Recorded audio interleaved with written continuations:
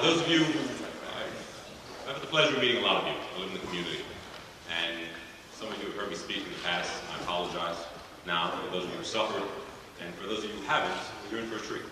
So, I wanted to touch on a few things. It is a very special day, and we can all make Aliyah, like they mentioned in the video, but some of us will still live our lives here for many years. But you don't have to wait. You have to wait till you're your parents or your grandparents. We need to discuss the role that you, I, every single one of us need to play now. But in order to do that, we have to understand where we're at. What does this really mean? There are two Jewish worlds today.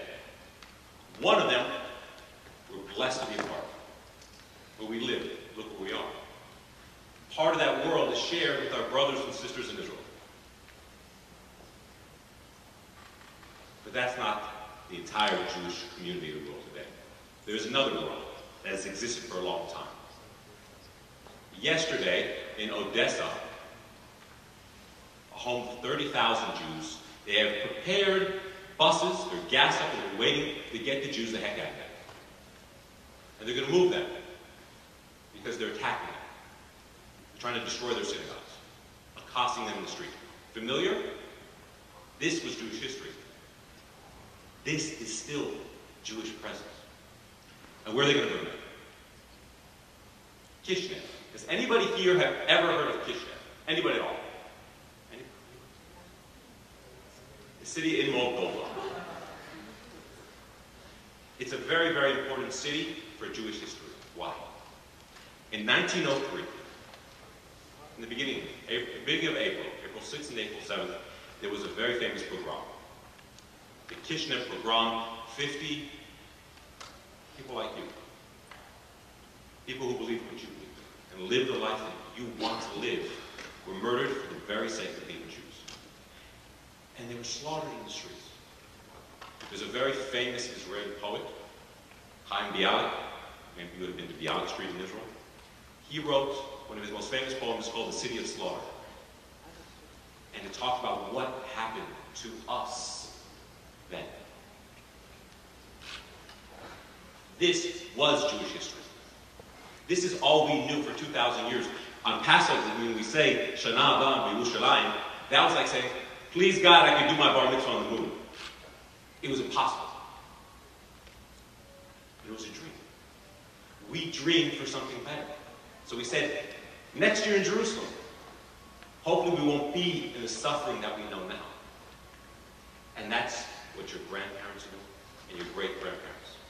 And the people who in Kishinev, who watched their brothers and sisters, their parents, die before them.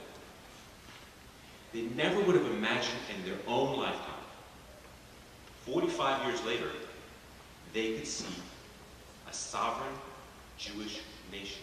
It was impossible. And this is our world today. You saw the Prime Minister. You saw the pictures. You can get on a plane and join your friends, your fellow students, and go to Israel. And this was simply impossible. 2,000 years of our history was one of terror, of fear. And this is not you. What about this community? There are 130,000 Jews in our own city. In Buffalo. This is one of the most powerful, most affluent Jewish communities in the world. And you're it. And you matter. And your voices matter. Many of you I've seen go to Washington, look senators and congressmen in the eye and say, the Jewish community is important. What we feel, what we believe is important, and you must listen to us. And they listen. And they care what you think. Again, this isn't Kishinev or any other city that has marked what we were. This is a different time. We are blessed to live in the most historic, most prosperous, most powerful Jewish community ever. So what do? You, personally, each and every single one of us. You can take it for granted. 60% of Jews in this country don't care about Israel. It doesn't matter. But it matters to you. It's something you live, something you breathe, and it's something that you talk about, your families talk about, you care about it, you visit. The challenges to Israel are real. For the first time since the founding of a sovereign Jewish state, somebody not that far away, 1,100 miles away, can push a button and Israel will cease to exist. That's the threat of Iran. If you're an Israeli military planner, 30 years of planning for what a war with Egypt would look like, or Syria, or Lebanon, is no longer relevant. We don't know what's going to happen tomorrow. But there's a difference. And really and truly, it's you. It's people your age. It's your friends who are serving in the IDF today. If there was an IDF, there wouldn't have been an Auschwitz. And it's you. The power that you have as a community and the power that you have as an individual to make things better. Over the next few months, the challenges that we're seeing in Israel will continue. The challenges that we're seeing in the United States will grow. What does that mean? Many of you who've gone to Washington or met with our leaders, those leaders aren't going to be here tomorrow. They're changing. And you'll start all over again. But the difference is, you're educated. You know the power that you have. And you can do something about it. This isn't the Jewish world of powerlessness, of voicelessness, of hopelessness. It's not Shana Haba B'Yerushalayim as a dream that, please God, save us from where we are now. It's a reality.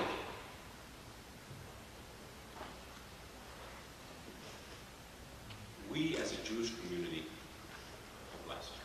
You, as an individual, are able to do things that your grandparents, your great-grandparents, not that they couldn't dream of it. They couldn't begin to hope, to think, to dream about it. It was impossible. And this is your platform. Please don't take it for granted. Make it count. Whether you go to Israel, become part of society there, you serve in the military, or you lead here. Each one of us has a role to play, and we owe it to the 50 Jews in Kishinev who died for being Jewish, or the 30,000 Jews in Odessa today whose life is in danger to the very fact of who they are. You can make a difference. You have a role to play, and in this holiday of the independent, sovereign Jewish state, where we, as Jews, for the first time in 2,000 years, can control our destiny, you can be part of it. You can support it, and you can make it strong. Thank you.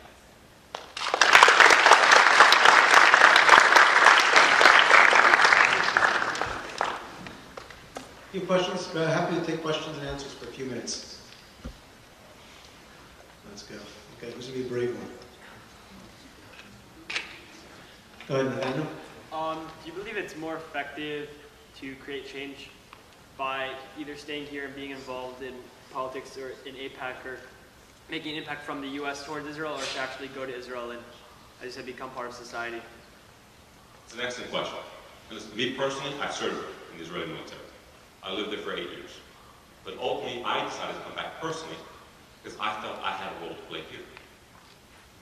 Each one of you will find your path, and it will change, and it will wind, and at times things will be more important and they'll be less important. But your question is somewhat false in the premise.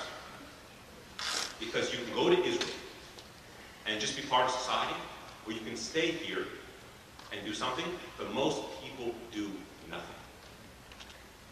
Most people don't care. Most people throw their hands up in the air and say, I don't matter. What does it matter? What can I do as an individual? So to answer your question, either one, whatever path that you choose, whatever will bring you joy and happiness, be it studying yeshiva in Israel, serving in the military, or staying here and leading your community. Thank God you can do either one. And each one is essential. We are able to live here and do this today because there is a sovereign Jewish nation. Because pride has been restored to our people. And they can live there because of the work that you can do here. We need each other. You'll find your path as long as you do.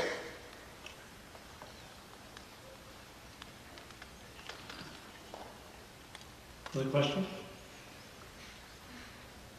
Rachel? Can you share a story of high school kids making a difference to help them relate to an actual story that you remember from your work where they've made a difference in the Israeli? Absolutely. So, for those of you who have the fortune and the short time they have left to know Rabbi Podashevsky and study with him and learn with him and ambush members of Congress, whatever he does in Washington, you've seen it. You've educated people. I'll give you another story you didn't know. Let's walk back a little bit. There's a congressman from a state a little bit north of here who's been in Congress for 40 years. And he hates us. There's no ifs, ands, or buts about it. He hates us. There's pictures of him with Arafat in the bunker in Lebanon in the 80s. We knew what side he was on. And after 37 years of his service in Congress, the local Jewish community, including local high school kids, walked up to him and started the conversation. I was there, I saw it. They met him in Washington.